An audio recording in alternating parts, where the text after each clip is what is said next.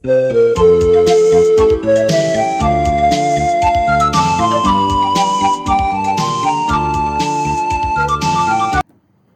my dear students. Today we are going to see about a different method of vegetative reproduction, that is layering.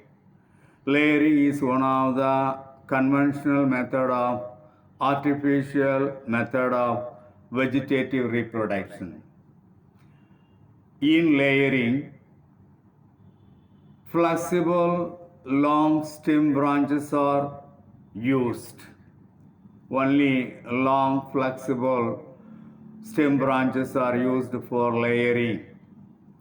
Long soft stem is defoliated and that is made incision, bent and buried in the soil. The part of the stem buried in the soil develops a root when the stem is still attached to their parent plant. It is a method in which stem branches that are still attached to their parent plant may produce roots where they come in contact with rooting medium. When the root develops, the rooted part is cut and planted to grow as a new independent plant. For example, in the case of Ixora, in Jasminum, this method, layering type of method, can be followed very easily. Layering is of two types. One is mound layering.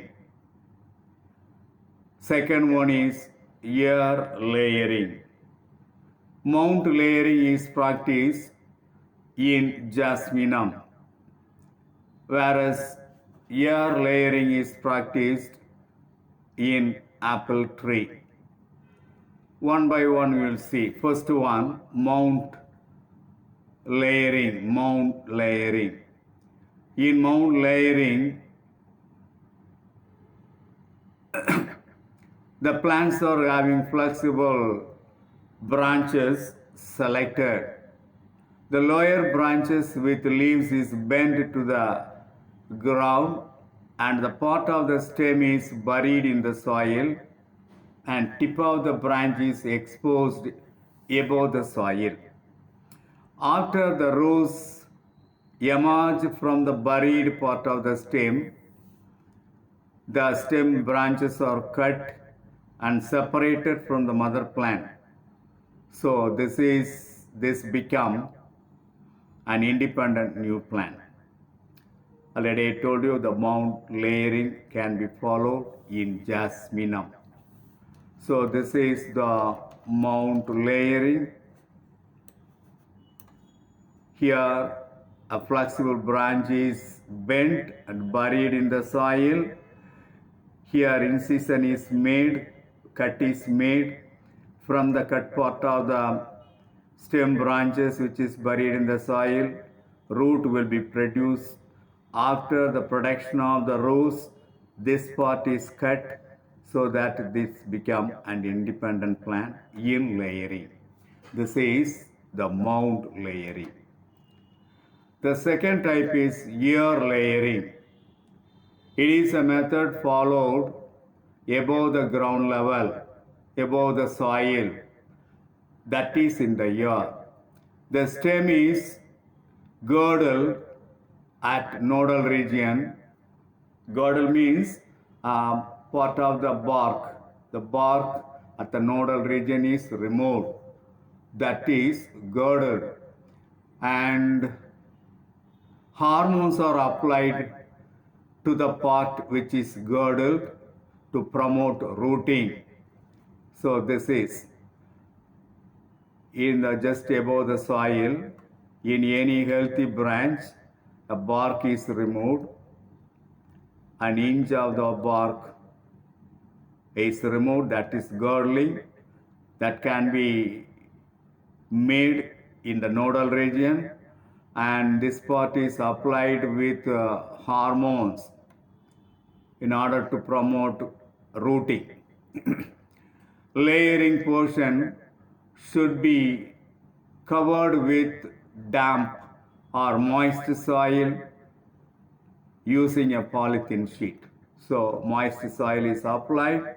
Just over the moist soil, a polythene paper is wrapped. Root emerge from this portion after 2 to 4 months. Such branches are cut and removed from the parent plant and grown in a separate pot or ground.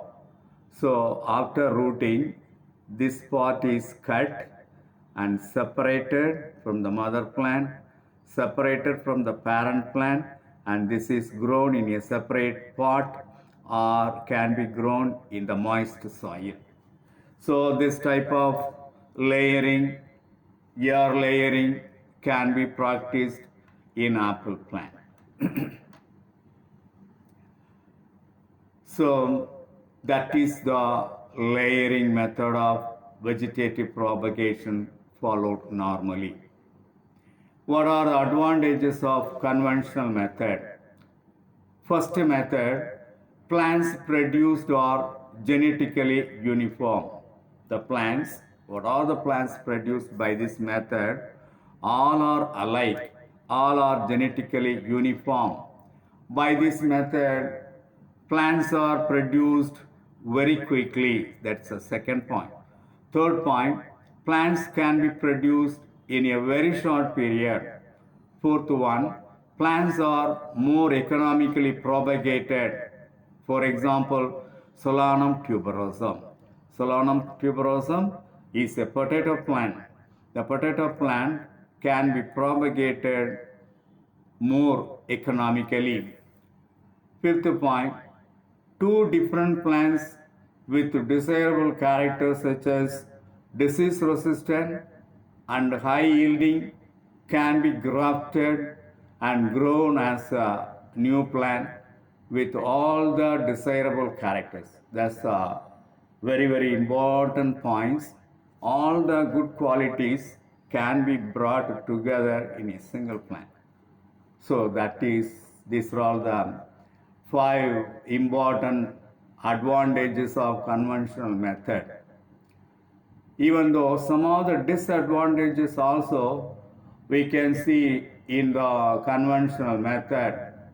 What are the disadvantages of the conventional method? First one, virus infected plant if you use for conventional method of vegetative reproduction, that will produce only virus infected plants.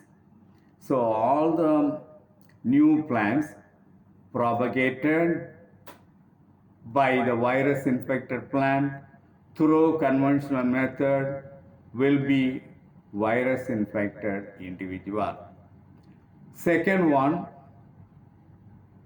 vegetative structures used for propagation are bulky and so they are difficult to handle and store.